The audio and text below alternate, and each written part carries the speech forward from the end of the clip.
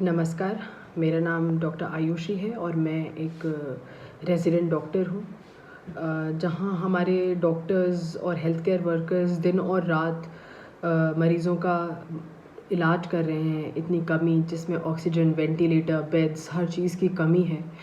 उस समय पे ऐसी लापरवाही, जहाँ पे उत्तर प्रदेश के अंदर एक डिस्ट्रिक्ट हमीरपुर के अंदर dozens of bodies were found floating in the river Yamuna, is heartbreaking, heart wrenching and what I say frightening. अगर ऐसा होगा कि हम सोर्स ऑफ वाटर को प्रोटेक्ट नहीं करेंगे, तो we cannot imagine how many lives we are putting in peril. मतलब कि इस चीज़ से इस बात पे ध्यान जाता है कि क्या कोविड जो पेशेंट्स हैं उनका प्रॉपर, पहली बात तो उनका प्रॉपर टेस्ट हो रहा है कि क्या वो कोविड हैं या नहीं है। अगर उनकी मौतें हो रही हैं तो proper disposal of the body कितना ज़रूरी है, क्या वो मॉनिटर हो रहा है या नहीं हो रहा है। जो हमारे रिसोर्सेज ऑफ वाटर हैं उनका प्रॉपर प्रोटेक्शन हो रहा है या नहीं हो रहा है, उनका प्रॉपर डिसइंफेक्शन हो रहा है या नहीं हो रहा है। This virus, according to WHO, is set to survive in the water for days to weeks depending on the temperature, humidity and type of the strain of the virus. And for this strain we know nothing about. हमें कुछ भी नहीं पता कि ये strain कितना survive करता है, कितने लंबे समय तक करता है। दूसरी चीज़, corona is a zoonotic disease. What does a zoonotic disease mean? Zoonotic disease वो होता है जो कि जानवर से इंसान में फैला है। इस तरीके के कंटामिनेटेड वाटर रिसोर्स से ये बीमारी जानवरों तक, जानवरों से हमारे घरों तक कितनी आसानी से पहुंच सकती है। तो इस समय में सरकार के कुछ उत्तरदायित्व हैं और हमारे एज अ सिटीज़न भी कुछ उत्तरदायित्व हैं।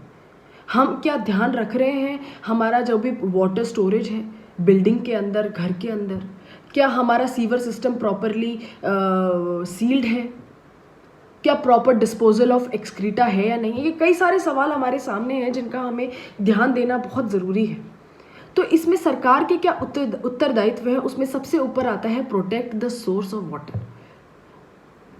Proper disinfection of such sources is very important.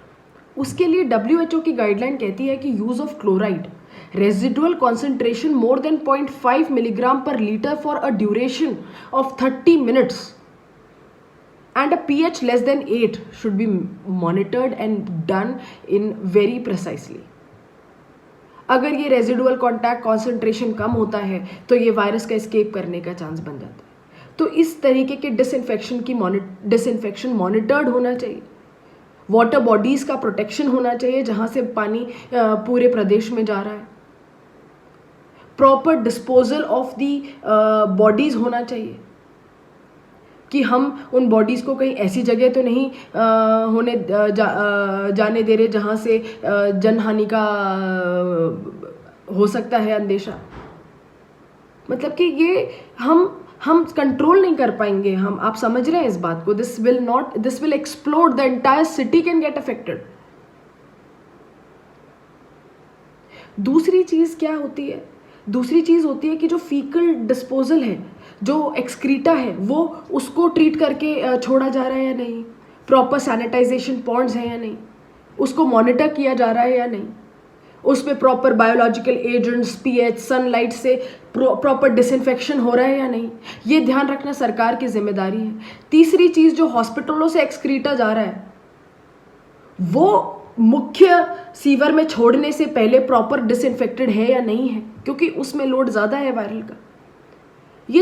इन चीज़ों पे बहुत सतर्कता से ध्यान देने की ज़रूरत है। इसमें ढिलाई नहीं बरत सकते क्योंकि लॉकडाउन फिर काम नहीं आएगा हमारे। आपने देखा होगा कि भाई कोई किसी से मिला नहीं फिर भी कोरोना हो गया।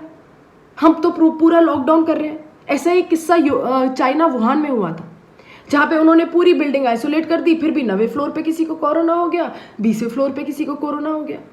So when they literally inquired and got into the entire situation, they found out the entire sewer system was faulty.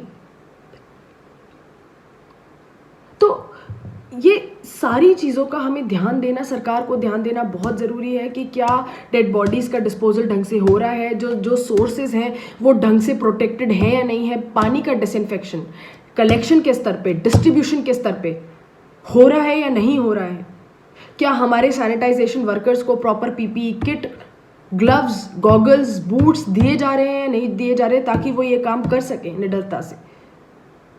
ये ध्यान रखना बहुत ज़रूरी है, नहीं तो लॉकडाउन का कोई फ़ायदा नहीं रहेगा। घर घर तक कोरोना पहुंच जाएगा through the faulty water supply. और उन लोगों में जहाँ पे अब लोगों के क्या उत्तरदायित्व हैं? ये उत्तरदायित्व है कि भरोसा मत करो, भरोसा मत करो दोस्तों, भरोसा मत करो। पानी को उबालो, अल्ट्रा फिल्ट्रेशन, घर के अंदर फिल्ट्रेशन का सिस्टम है, बहुत बढ़िया बातें नहीं है, उसे उबालो। जहाँ पे हम पानी को इकट्ठा कर रहे हैं, स्टोर कर रहे हैं, जो हमारा स्टोरेज है, चाहे पॉट है, चाहे मटका है, चाहे चरी है, जो भी है, जहाँ पे आप पानी रखते हैं वो साफ होना चाहिए, कवर्ड होना चाहिए। हमेशा पानी के सोर्स पे हाथ लगाने से पहले hand washing, hand sanitization is very important. दूसरी बात, अगर आप किसी हाई राइज बिल्डिंग में रहते हैं जहाँ पे 20 से अधिक फ्लैट्स हैं, वहाँ पे आपका सीवर सिस्टम पूरा सील्ड पैक है या नहीं है, आपका वाटर स्टोरेज एरिया पूरा डिसइंफेक्टेंट है या नहीं है, ये बहुत ज़रूरी है। ये सब ध्यान देना बहुत ज़रूरी है।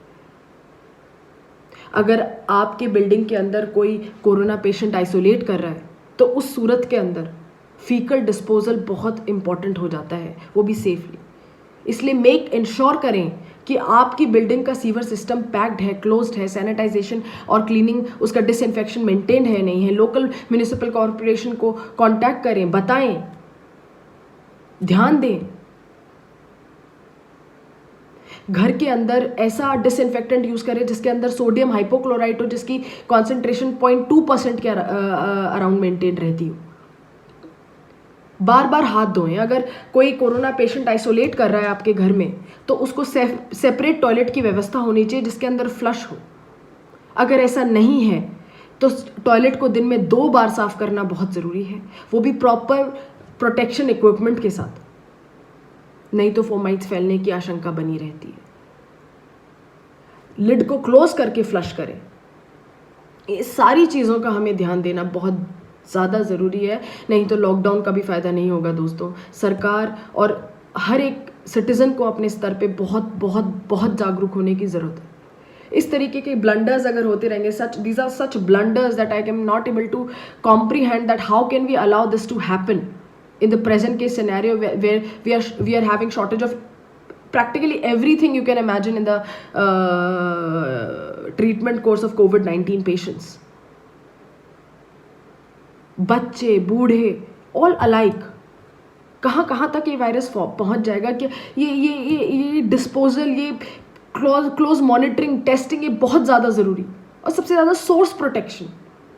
ये ब्रीच हुआ कैसे?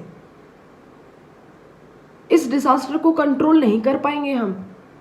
सेफ्टी, सीवर मैनेजमेंट, ये बहुत ज़्यादा ज़रूरी है। मैं आपको बता रही हूँ, आप इस पे ध्यान दीजिए। इस वीडियो को स्प्रेड करिए। अपने घर में काम करने वाले, जो आपके घर में काम करने वाले आते हैं, उनको बताइए कि पानी उबाल के पीजिए, पानी के बर्तन को ढक के रखें, हाथ धोएं बार बार, ये बहुत ज़रूरी है। आपके यहाँ पे अगर कोई आइसोलेट कर रहा है तो अपना जो आपका जहाँ पे पानी का पॉन्ड है उसे डिसइंफेक्ट कराइए। लोकल म्यूनिसिपल कॉरपोरेशन को इन्फॉर्म करिए कि हमारे यहाँ पे ऐसे ऐसे आइसोलेट कर रहा है, क्या हमारा सीवर सिस्टम प्रॉपरली डिसइंफेक्ट हो रहा है। सरकार को बहुत ज़्यादा मॉनिटरिंग करने की ज़रूरत है। अपने सैनिटाइजेशन वर्कर्स को प्रॉपर इक्विपमेंट्स दीजिए ताकि वो ये काम कर सकें। देश को हर पहलू पे कोविड से लड़ने की ज़रूरत है, नहीं तो हम नहीं संभल पाएंगे। पानी, फीकल, वाटर सोर्स, इसका ध्यान देना बहुत ज़रूरी है। दोस्तों, मैं आपसे कहना चाहूँगी कि इस वीडियो को स्प्रेड करिए, ये वीडियो लोगों तक पहुँचाइए ताकि वो अपना ध्यान रखें और अपने साथ साथ सोसाइटी का भी ध्यान रख सकें। क्योंकि अगर हम आइसोलेट कर रहे हैं, घर के अंदर अकेले बैठे हैं, किसी से नहीं मिल रहे हैं, फिर भी हमें कोरोना हो रहा है, तो हम कैसे बचेंगे हम? इसलिए हमेशा पानी सप्लाई, सीवर सप्लाई, इन सब का ध्यान रखना बहुत ज़रूरी है। सरकार का भी, हमारा भी। कोई वाटर बॉडी है वहाँ पे ह्यूमन मूवमेंट को बिल्कुल बंद करिए, ध्यान रखिए। It is a zoonotic disease, the strain which is spreading we have no knowledge about. इसलिए सारे बिंदुओं का ध्यान रखें और कृपया सुरक्षित रहें।